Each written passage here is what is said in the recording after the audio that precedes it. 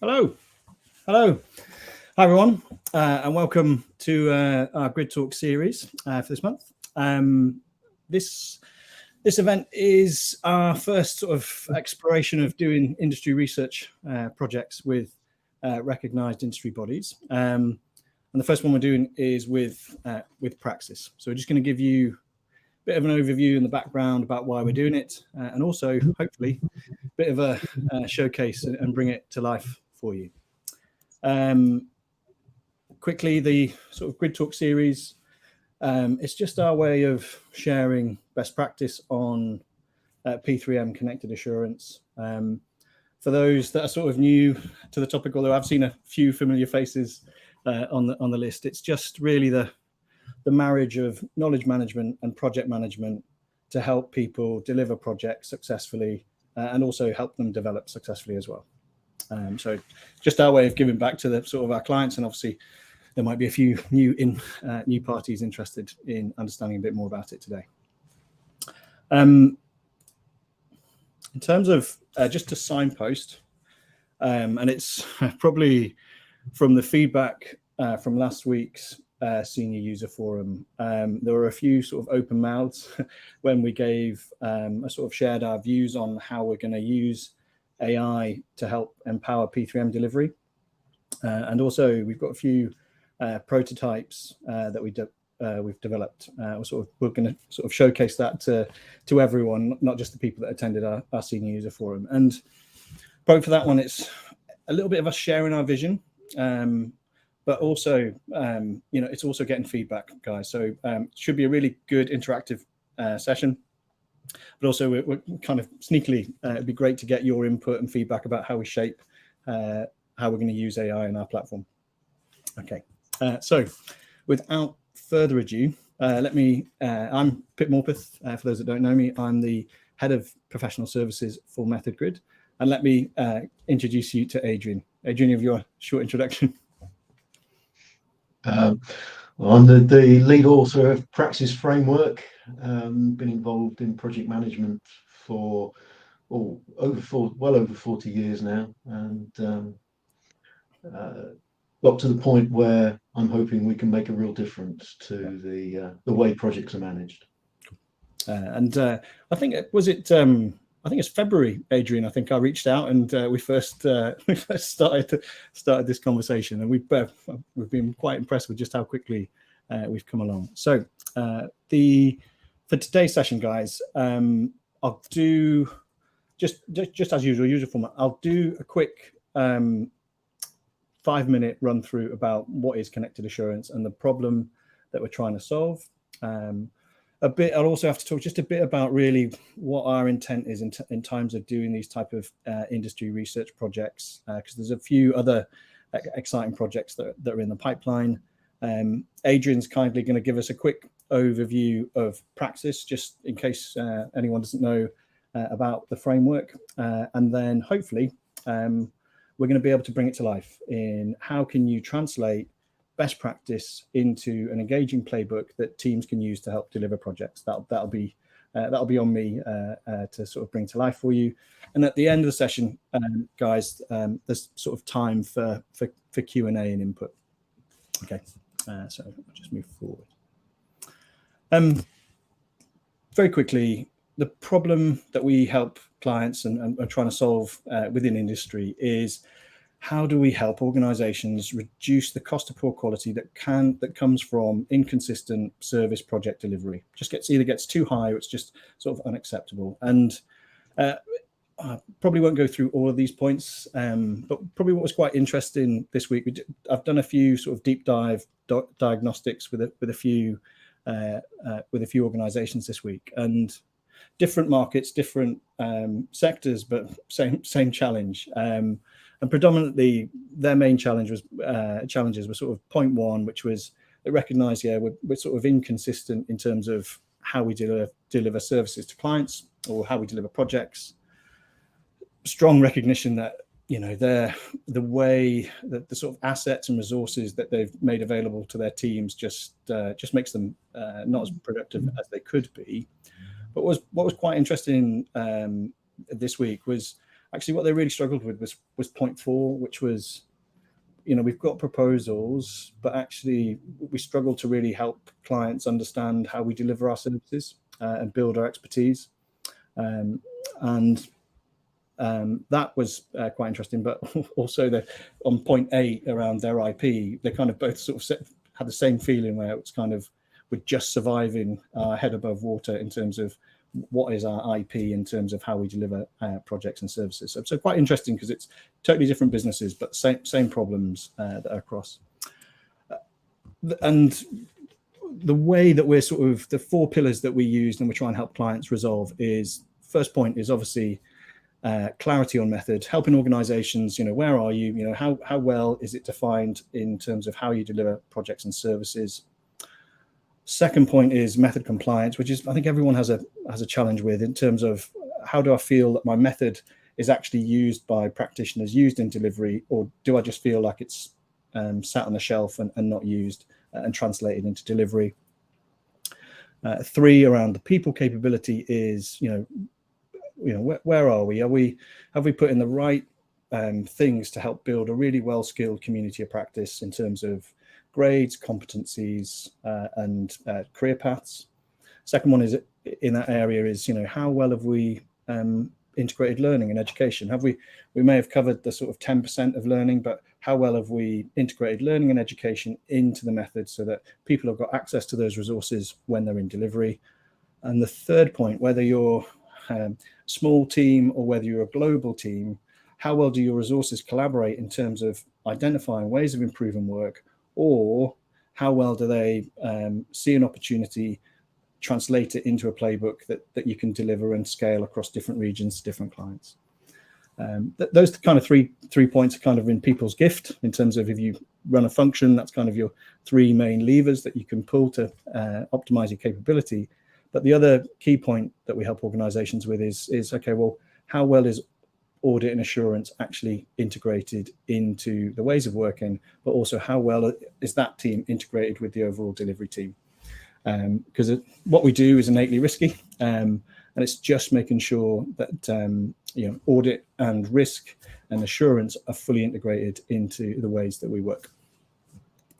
The way that we solve that, and hopefully we'll bring it to life for you in the session, is through Method Grid. What we've done, and those 4 pillars are sort of run through the completely way that we operate in terms of the way we build the platform and the professional services that we put around it. What we do is we help organizations build knowledge-rich playbooks that define how they deliver services. But the unique point that we really help with is, once you've got your playbook, you can then clone it and tailor it and right-size it for every project. And that allows teams to be able to tailor it and right-size it, for that particular project or for that particular client and the ways of working, but also they can start assigning tasks and activities to individuals. And that's the way that we can improve the visibility of compliance and build confidence that we're tracking and delivering the project successfully. The upside of building clones for us, and cloning on every instance, is that you then start to learn about what improvements you want to make to your method. And it's really helping, okay, we missed deliverables, and we want to make changes, we want to improve content. And those feedback and suggestions and improvements can go back into your original master template. And then so the next clone benefits from that learning. So it's a real sort of implementation of that continuous improvement loop. And the key bit is also, from an audit and assurance perspective, making sure that you can build your own stage gates, you can build your own sort of compliance actions and activities and checklists that teams need to complete in order to evidence that they're doing the things that audit and assurance want them to complete. And they're not a spare wheel. And if there are sort of improvement actions and improvements that they've identified, rather than it just being an Excel spreadsheet, that can be fully integrated into the team's playbook for that particular project. And it's just helping it just be a little bit more connected and integrated together.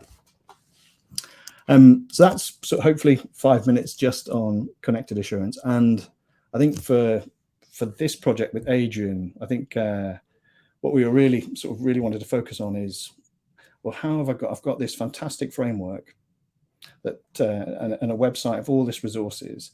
how quickly can we translate that into a playbook that an organization can use as the basis of their program project delivery method, and then be able to right size it for their particular organization, and then use it to clone across all the different projects in their portfolio. And we really wanted to be able to fast track that for clients.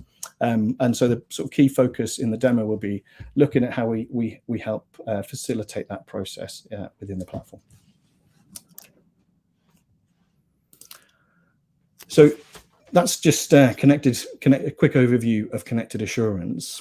The next slide, just really, we went through this at the senior user forum, and what we said, our purpose at MethodGrid is to really help organizations with the continuous pursuit of excellence in how you deliver projects and services.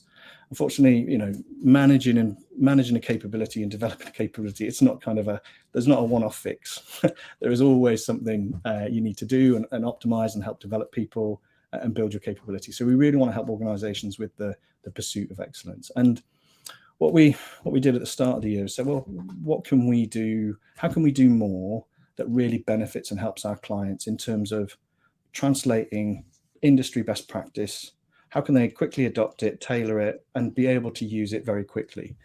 And I think that's just built on there's recognized sort of industry bodies and frameworks out there, but there's also quite a lot of new content and a lot of new frameworks that are being pushed out, whether it's new standards, new ways of working, new policy regulations. It's kind of like, how quickly can we translate that into something that teams can practically use, translate, and help them deliver projects successfully? The good news is, for us, the feedback has been from the industry has been really, really positive. Adrian was obviously the first one we reached out to and responded first, and we had time, so we built that project. We've also got interest from PM Squared and hopefully a few other of those bodies on there, but I'll probably announce that probably later. But yeah, so really good feedback. It's just about us now delivering that and making those assets and resources available for people. Adrian, I think the next bit is sort of, if you don't mind, just for the uninitiated to Praxis, probably just give them a quick sort of overview about the probably. I'm quite interested, sort of the background, the story that you told me when it first sort of originated from. All right, well, thanks for that, Pip, and good morning, everybody. Or no, good afternoon, sorry, everybody. I'm just going to give you a very brief flavour of what Praxis is all about. It's a very extensive resource. As you can see from that diagram there are many different aspects to it, many different components, but what's important is why we put it together. And as I mentioned earlier, I've been involved in project management in various forms for well over 40 years. And one of the phrases that has stuck with me throughout that period is shown in the bottom left-hand corner of that slide. It's commonly known as Cobb's paradox. I think it was around about it was the early 1990s when Martin Cobb, who was at the Canadian Treasury, came up with this. We know why projects fail. We know how to stop that happening, but they still fail. Now, you may say maybe that's a bit pithy, a bit glib, but one of the things that I've been doing for many, many years is collecting surveys. It was relevant to the work that I was doing. I'm not a complete nerd, but seeing many surveys on why projects fail. And the first one I found was from an IPMA conference in 1972. And all project management media, all consultants, all publications, they love to do these surveys every now and again. And what is incredibly noticeable is almost word for word in many cases, is that surveys of why projects fail have not changed for nearly 50 years. I would bet my shirt on the fact that the next one to appear on LinkedIn over the next week or so, because there are plenty of them, will be exactly the same as that one from the IPMA conference in 1972. Things do not change. We think things change an awful lot, but there are certain things like the way people manage projects, that don't change. This anecdotal evidence I tried to back up with some quantitative evidence, and one of the sources of that, I was fortunate to get hold of about 1,500 lessons learned through freedom of information. And this backed up what I had anecdotally believed to be true. Obviously, I'm not going to go through them in detail now, but I've got plenty of examples of things that say, well, the project would have gone so much better if we'd known what the client wanted. It would have been useful to have a business case. We should have done some planning. And you think, hang on, these are the things that are taught in the first morning of the most basic project management course. So the issue here is not that we don't have the right tools and techniques for managing projects. The problem is that we don't use them. Now, it's very simple. Sometimes an analogy I use is losing weight, something else that I'm very familiar with. And there's, I think, the amount of money that people spend on fancy weight loss programs is something equivalent to the gross domestic product of Sweden. And there are many, many different weight loss plans. My favorite is the Billy Connolly weight loss plan, which is you eat less and move more. And when it comes down to it, that's what it's all about. And while that's a very easy concept, it's not easy to do. There's discipline needed. There is some pain required. And it's exactly the same with project management. We have some very simple, very straightforward tools, techniques, good discipline, but they're very difficult to apply because life gets in the way. Working life gets in the way. So that's why we end up with these lessons learned reports that basically say we should have done the obvious. If we wanted our project to go well, we should have done things like eat less and move more. So the whole ethos behind Praxis is to try and break down the barriers that stop people applying the good practice that we've already got.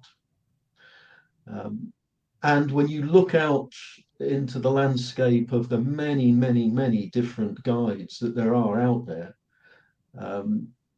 what you find is that they're very fragmented. There are many of them that, nearly all of them, only apply a certain degree of what an organization needs for a holistic approach to project management.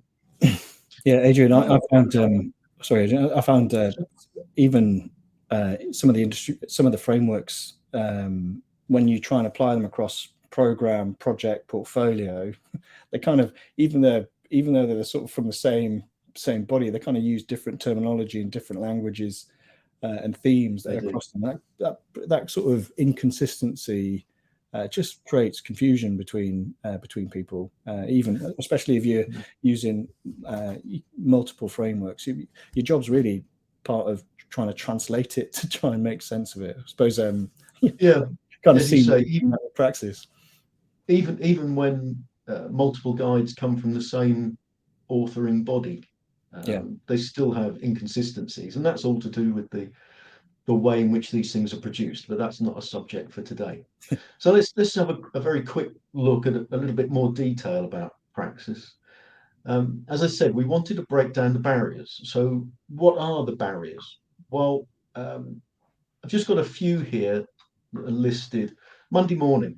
This is the one where people go on training courses, and one of the big changes I've seen in my lifetime is that those training courses are very certification focused. I can understand why, but that means that at the end of the week, people take an exam, they cram the knowledge in, they reproduce it, pass an exam, go away for a very nice weekend, relax, and Monday morning they come back to the office and just carry on doing things the way they always did before. So how can we start the process of actually embedding that good practice, getting a real return on investment for our training and getting that training to make a difference in the workplace? Also, I feel that there isn't enough emphasis within certifications as they stand at the moment on lifelong development. Where is all this going? We start off with basic knowledge, but that isn't going to get us terribly far. We've got to work through more advanced knowledge, developing competency, and eventually having that competency, that practice recognized. So we wanted to look at the long-term approach. Something else, in fact, before I talk about the diverse teams, I'm going to talk about how this particular feature of Praxis came about. One of the ways we wanted to break down barriers was to make the good practice very accessible. And what better way to make it accessible than to make it free and to put it on the internet? So as you can see, there's a screenshot there of the home page. We put it all up there, made it free. Anybody can use it under a Creative Commons license. There are no copyrights involved that are a barrier to people reproducing this in the workplace. And one of the things that happens when you make something open and free is that people rally to your standard. People come along and say, now this is something I would like to contribute to, something I would like to help make a difference, because it's free. I'm not following somebody's commercial agenda. I'm helping the profession. And a chap who I can see is on our list of attendees, Donnie McNichol, came along to me and said, one of the issues I think there is that we're all different, but good practice is a one-size-fits-all approach for individuals. But different individuals interpret it in different ways. So what we looked at was the opportunity to take some sort of I want to call it a psychometric test, but I'm sure Donnie would say no, it isn't. There's a thing called DISC, which has a good pedigree. It's meant to be, I believe, the most popular personality test around there, out in the field at the moment. And what it does is to give you your preferences, your communication preferences. And if we look at that and we look at good practice in project and program management, we can come up with ideas about how different types of people within a team will interpret that good practice in different ways. And obviously, for a team to function, I'm not saying they've all got to interpret that good practice in the same way, but they've got to understand each other. They've got to understand how each other will see the same words on the page in different ways. And understanding how other people look at it helps the team work. So Donnie came along and said, this is free, it's open, I can contribute my ideas to this. And the result was something that we now call Team Praxis. So we do something that no other methodology or body of knowledge does, which is to say, and this is how you might see it, but if somebody else is a different character type, they'll look at it in a different way. And then finally, organizational maturity.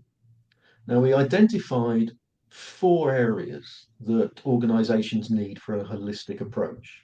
You can see them on the page there. They're the 4 areas of the Praxis website. Knowledge. Many of you will be familiar with things like the PMI, Guide to the Body of Knowledge, the APM's Body of Knowledge. That's what that section is. This is a functional analysis of the discipline of project management. So all the topics are in there, and you'll see them in Method Grid a bit later. Method. This is a bit like PRINCE or MSP, Managing Successful Programs. These are the processes that you use to apply the functions.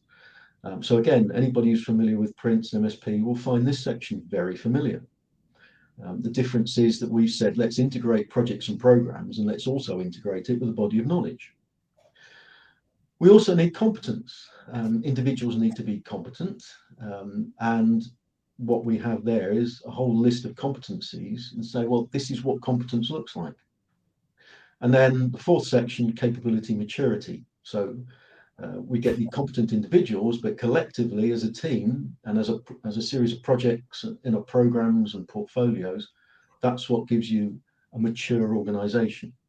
And then finally, the fifth was a library of resources, the main one being the encyclopedia. Because if you read a methodology or a body of knowledge, it's going to refer to an awful lot of tools, techniques, and models, but it doesn't actually tell you what those are and how they work. It just gives you the names.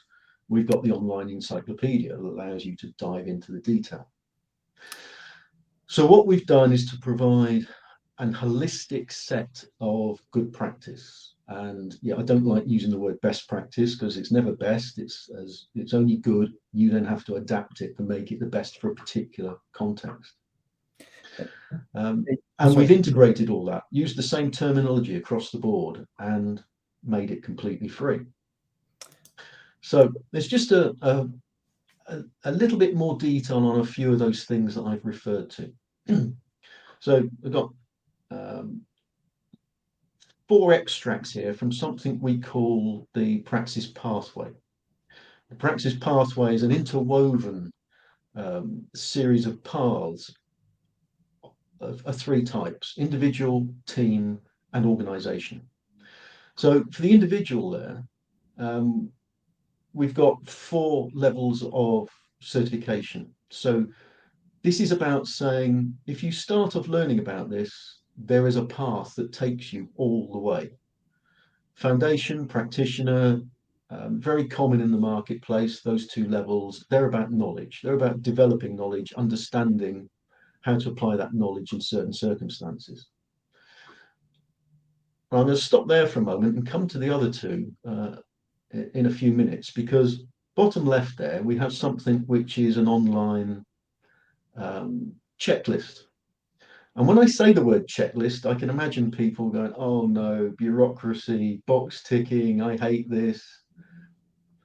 Well, very briefly, this is inspired by something called the Checklist Manifesto, which is an excellent book.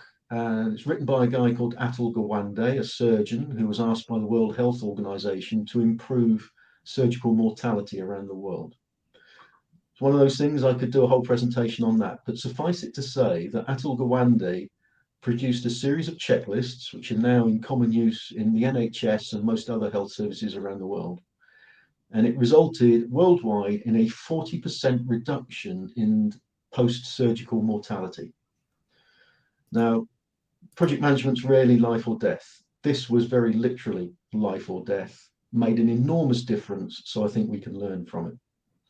So what we're saying here is, on Monday morning, metaphorically speaking, because you've got an awful lot of emails and voicemails to catch up with, but you've done your course, Monday morning, look at the checklists. Say, have I done this? Have I done that? Is that in place? Have I done something else? Do I need some help with doing this?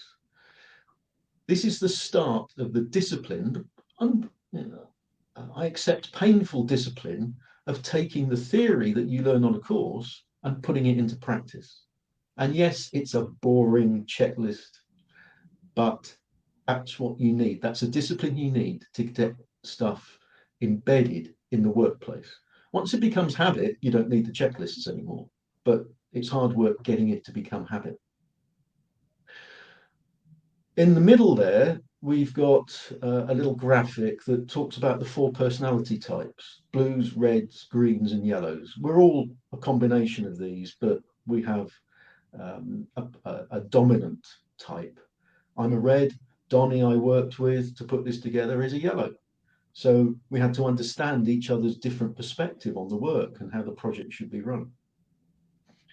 And the last graphic on the bottom right there is a CMMI-based capability maturity ladder for organizations. So CMMI, the original Carnegie Mellon University maturity model, is really the only one that has substantial evidence to show that it makes a difference. So Monday morning, or previous week, you do your training, you gain a lot of good practice knowledge. Monday morning, you start filling in the checklists. It's a 360, so you can get other people to comment on whether they think that these things are working. So, I think I'm the bee's knees at stakeholder management, but if I get some stakeholder managers or stakeholders, sorry, to fill in the same form, they might come back and say, well, actually, you're not that great. We're not feeling the love. Oh, right. Okay. We need to talk about this. I need to understand what I'm doing wrong. I need to understand how all the diverse characters on my team will interpret this and how my stakeholders interpret this, which is where the personality side of it comes in. And of course, if you're filling in these checklists and the checklists are designed carefully, you get a view, a snapshot of the maturity, capability maturity of your project and your program and your portfolio across the organization. I think the first big capability maturity assessment I was involved in was for a government-ish body led by a baroness. And when I interviewed her to talk about the capability maturity assessment that we were going to do, she said in a very baroness kind of way, look, I know we're shit at managing projects. Why do I need assessment to tell us that? I thought, well, you've got a point there. And I think one of the issues around capability maturity of organizations is it's based around these big assessments that tell you that you're not very good at running projects. And then they come up with a big plan to improve capability maturity. And they hand that over to a program team in an organization which has already been told it's not very good at running programs. And then a bit later, you get another very expensive assessment to tell you that maybe you've improved your capability maturity by a level. Surely it's a much better way to approach this by saying, look, we're getting the individuals to embed the good practice on a day-to-day basis. They're working as a team. They're working with their stakeholders to improve the way each project is being managed. And as that happens, the maturity of the organization grows from the bottom up incrementally. You can look at the status of the capability maturity of the organization on a day-by-day basis because of all the individual actions that are being taken to improve the management of projects and programs. So those checklists don't only tell the individual how they're performing on their project in the view of their team and their stakeholders, maybe their sponsor and so on. It's also showing anybody who wants to look, maybe the PMO, corporate leadership, how the maturity of the organization is improving on a day-by-day basis, not through some big set plan to improve it, but by the individual actions of the people who are running your projects. So all of this is aimed not only at improving the capability maturity of the organization, but improving the individuals and the teams. And that's then where the fourth, coming back to the top line of certifications, that's where the third of those comes into play. Because once you've done all these different things to embed the good practice and overcome Cobb's paradox, you can say, I've got the t-shirt, I've got the scars, I've been there, I've done it. And you have a one-to-one with somebody who discusses this with you and says, yep, you've been there, you've done it. I've seen the scars. I recognize the t-shirt. Therefore, you're a Praxis professional. And that is one very small step away from being an APM chartered project professional. So that brings me right round to the beginning again, where I'm saying it's about the long-term development of the individual. So it's all about joined up thinking. It's all about breaking down barriers and making things happen in the easiest way possible. So that the organization, projects, the individual, the team ultimately delivers better projects.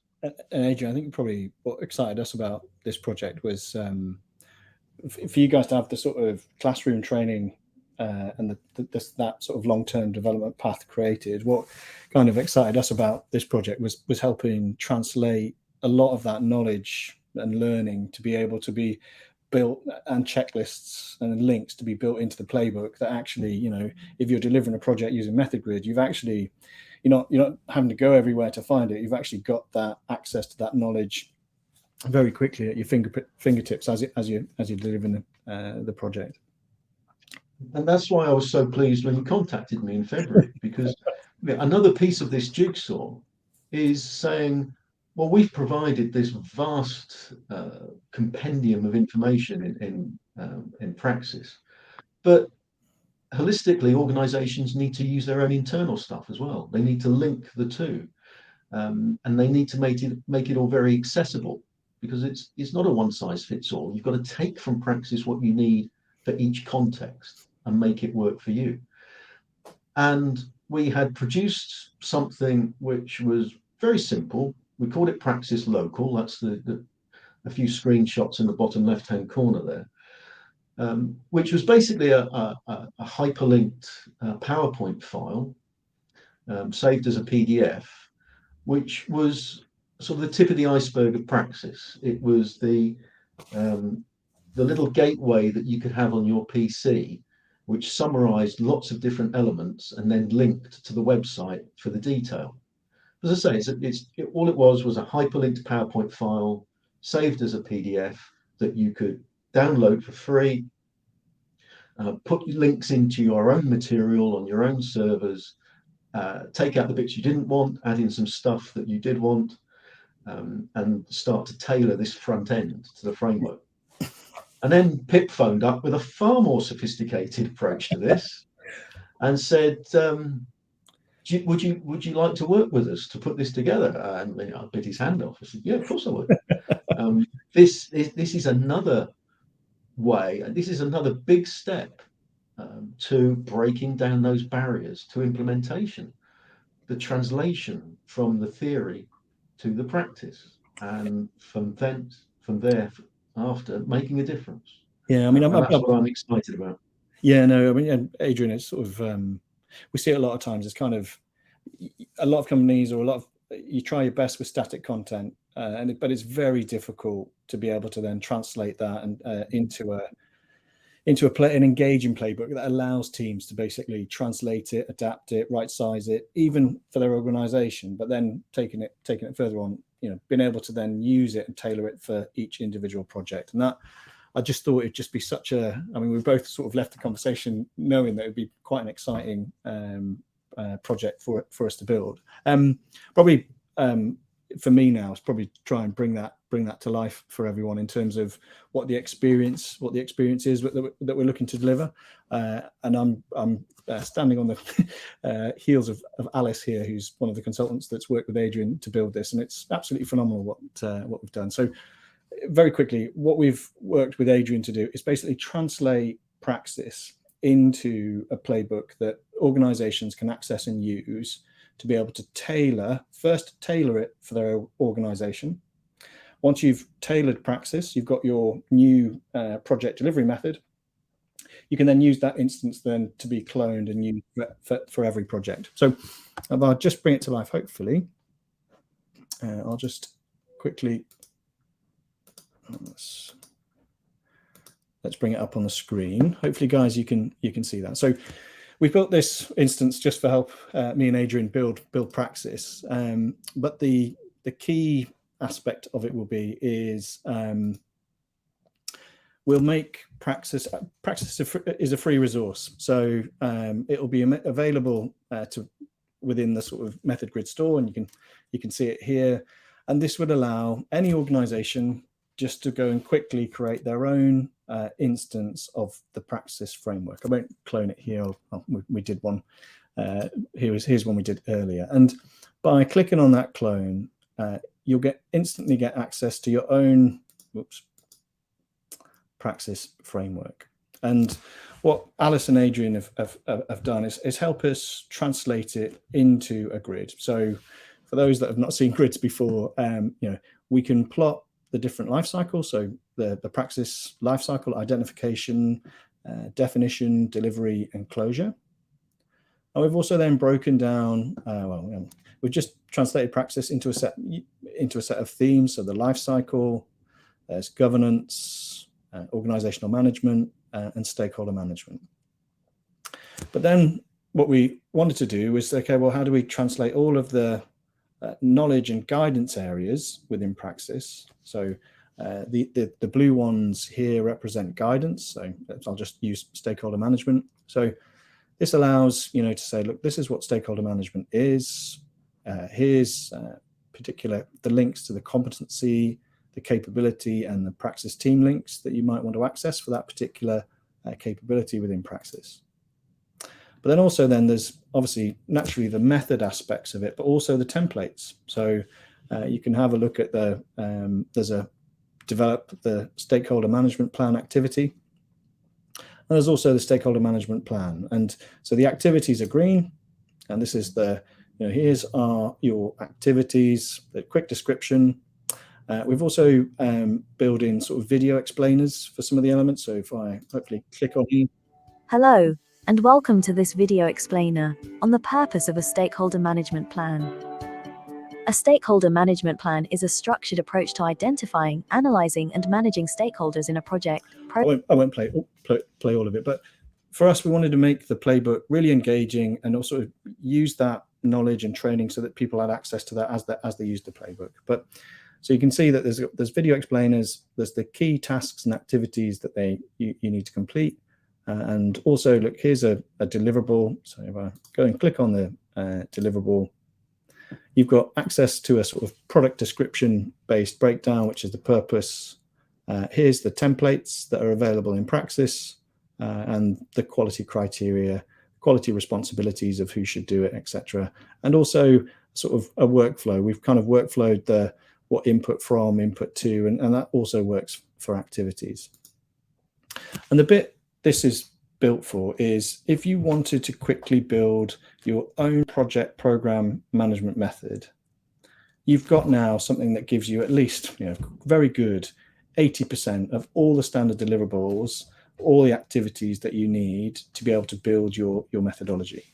But you could, within your organization, again, like Adrian says, you need to be able to right size it. So you might want to rename the stages, you might need to move certain things around, or you might want to add in your own specific deliverables, or rebrand the templates so that you had your own templates to use for your own organization.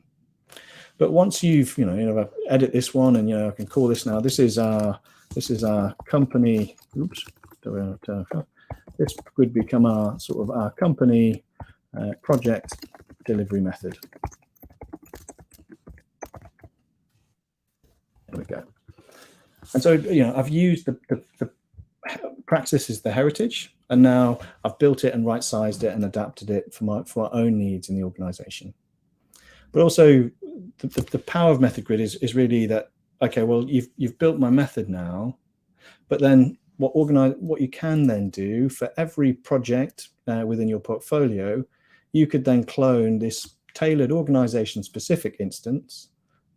I won't do it, but I click there, it'll generate another clone, and that then can be used uniquely for each project. So, and when it's used for each project, we can tailor it specifically for the scope of that particular project, because it might not need all of it, or there might be certain mandatory or non-mandatory elements that we don't need, or I might be sitting with a client and they might have their own specific deliverable that we need to work together on, and be able to add in client-specific activities and deliverables that we need to build. I might say, oh well, look, I'll build a description, and this is tailoring the playbook uniquely for the scope of the project, and putting in tasks and building your own element. I might say, client might want a statement of work for this particular project, etc.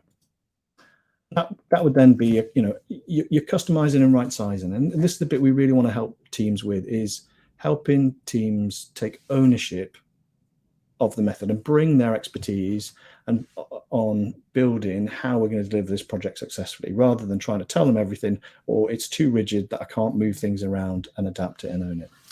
And once you've got your activities all agreed, you can then start assigning.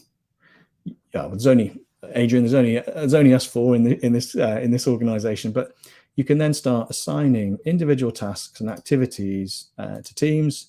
And then as you're going through your own individual project, as you start to tick off activities, things start to get updated, and you can start to see the progress of how the project's going, and teams can collaborate, chat, and and interact on the platform as you deliver that project. So that is Method Grid very quickly for us. So and really what we're trying to do with working with industry bodies is really just help quickly translate best practice. It's all there. It's all been translated. It's now for you to be able to go and customize and right size for your organization, and then use it to track and on individual projects to improve your visibility of compliance across your portfolio. So, I mean, that is a quick session. I'll get back onto here. So that's just a very quick demo. Just wanted to obviously, thought there'd be a few questions that you guys might have. So just guys, if you've got any questions or you'd like any input, then please fire away. While people are thinking of their question, perhaps I could just pick up on one that was in the chat. Yeah.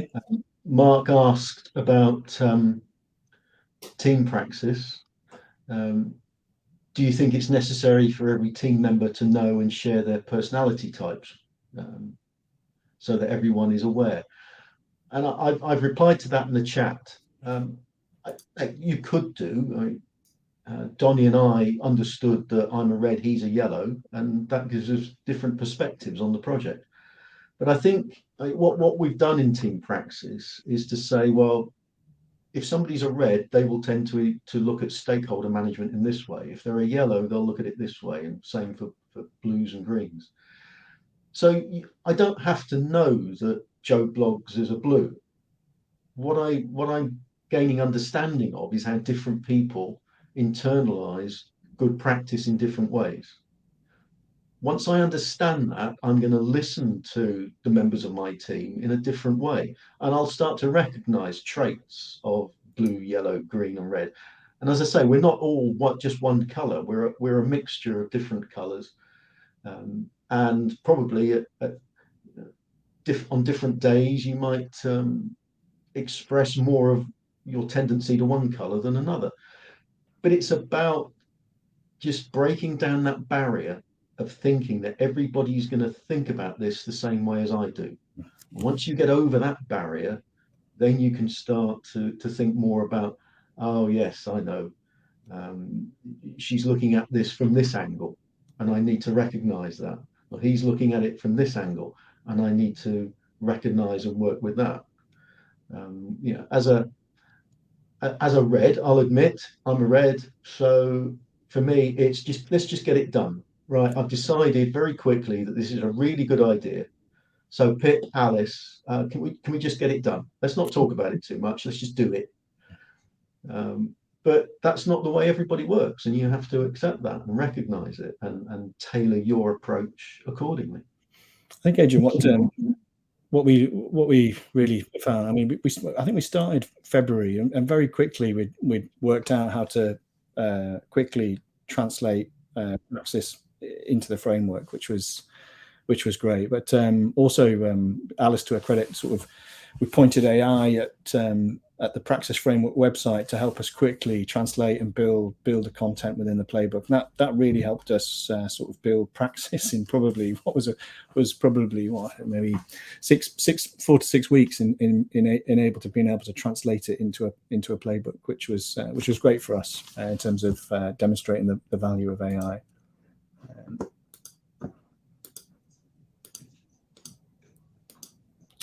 Any other questions people might have?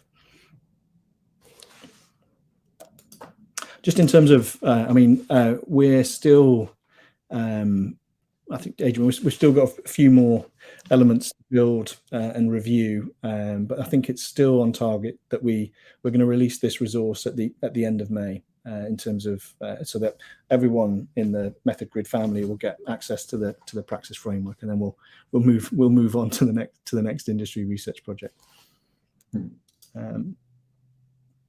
Alice, there you go. Yeah, just answered. Sorry.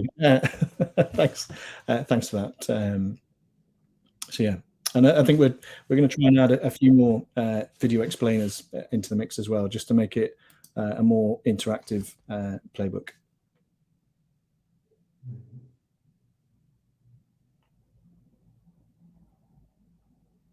I think that's... Well, there's a question there from Donny. One for you, Pip. Certainly not for me, that's for sure. How do you see AI supporting what you've presented? Well, I mean, it's probably for next month. We did our senior user forum last week, and there were probably a few open mouths in terms of how we intend to use AI. As obviously we're after a bit of feedback from the community, but if you take those 4 building blocks that I showed you before about grid build, grid deliver, grid enable, and audit and assurance, there's sort of use cases for AI all across those topics. So first one, which we're very close to opening up for beta, is helping organizations build their playbook using AI. And there's I think a video we'll push out next week that sort of shows that. So you can quickly build your methodology consistently, and choosing, what method, what frameworks you want to use in order to build that method, and then quickly ask AI to build build me product descriptions, build me activity descriptions, and very quickly you can engineer your playbook. What would be quite an undertaking for any organization to build from scratch, probably months, we're now building it in weeks. So that's one of the first building blocks about helping organizations quickly gather, control, and navigate and build knowledge. And to Alice's credit, the video explainer, that's all engineered through AI in terms of asking it to read an element, build into a video explainer, and then builds an engaging video for people. So that's predominantly the first one. Where we're probably more excited is the lessons learned, and helping people in delivery. So asking AI to do things for you. If you're using it for project, go and nudge everyone that's on a late task, or please highlight and show me what risks or lessons learned that have been on previous projects. What we demoed the senior user forum was, okay, great, people have captured lessons learned, but allowing the system to actually prompt you to say, actually, this has happened before. So if you open up an element like your stakeholder management plan, or if you open up a certain sort of testing, you open up your master test plan, the system is learning and looking at lessons learned gathered from previous projects and pushing them to you as you're delivering the project, rather than it just being left to the individual to trawl through a whole list of spreadsheets to work out for them to get it right. What we're looking at is how can AI prompt and update and push content that would help someone deliver a project successfully. I think that's the main use. And then there's all of the analytics AI space into and sort of machine learning about looking at the data and either doing corrective actions, early warning indicators about project progress and project information. And Adrian, to your point you made before very well, is we know why projects go wrong, and we've got a whole plethora of lessons learned, but let's look at changing how we change the interface to push more to people to actually help them and catch them, when they need them. And I think that's for us our first intent. There's a whole other set of AI demonstrations that we've got for next month. But yeah, we're just at the start of that journey, Donny, on that one. But really, really exciting.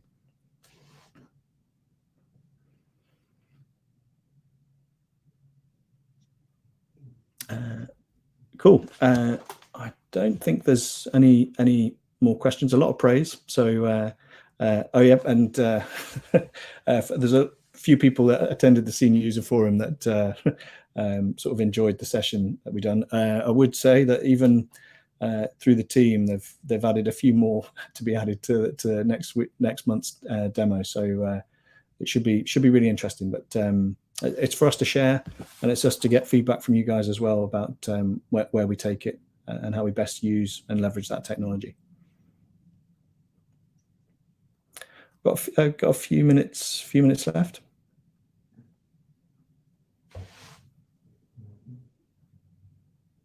Michelle is typing. Yeah, I know. Yeah. Also, just as a point of reference, some of the industry research projects that we're going to work on, it's also, it's us working with the industry bodies. We're doing, I think, There's PM Squared, which is the sort of European project methodology, and a few others.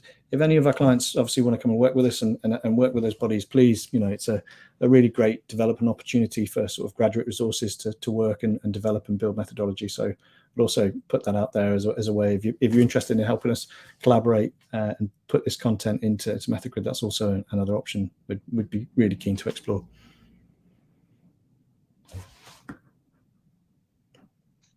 I was just going to put something in the chat. I'll just say that if anybody wants to keep track of more of what's going on at Praxis, please connect with me on LinkedIn.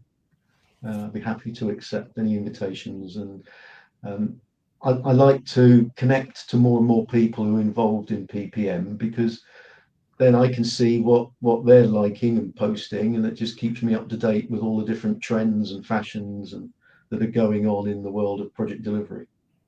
Yeah, I mean, Adrian, I think having that open mindset is probably what has helped us build MethodGrid. I mean, I'd say a lot of people on the call are probably the early adopters, sort of innovators that we've worked with to help us build the platform, shape it, what it does. It's so important just to stay open and listen to how people are, what their challenges are, and finding ways of actually trying to solve them for them. So yeah, it's always keen to stay open. I'll close Q&A, and just as a final reminder, just obviously a lot of interest, next month we're going to bring it forward. So it's on the 19th of May, same time, 1 till 2 on a Friday. Appreciate Fridays, normally the better day for it. But yeah, so we're going to go through AI empowered P3M delivery. We'll go through sort of each of our themes about how we see AI helping and assisting with building playbooks, using it in delivery, helping with improvements, lessons learned, improvement suggestions, and also then the sort of audit and assurance and analytics aspects of it. So it's really, really exciting session, but also push hard here. It's really one for us to gather feedback, make sure that we haven't missed an idea, and really want to collaborate and build our sort of vision with you guys on doing that. So it's a build on from the senior user forum session. Okay. Well, Adrian, firstly, I mean, thank you so much really for the opportunity to help us build Praxis. It's been a pleasure. It's been a great experience, and probably she's on there somewhere, but a lot of credit goes to Alice from our team. She's done an absolute fantastic job in translating and building the playbook, and also the sort of video explainer videos. So she's been fantastic, and obviously, guys, we'll announce when we're going to publish the playbook, the Praxis playbook, into the store probably at the end of the month. But yeah, that'll be a real milestone moment for both Praxis and for us. So yeah, and guys, so hopefully I will see you all at next month's GRIDtalk on the 19th of May. But thank you very much for your time, and have a great weekend. Enjoy the bank holiday, and I'll hopefully see you all soon. Okay, take care. Thanks everybody. Bye.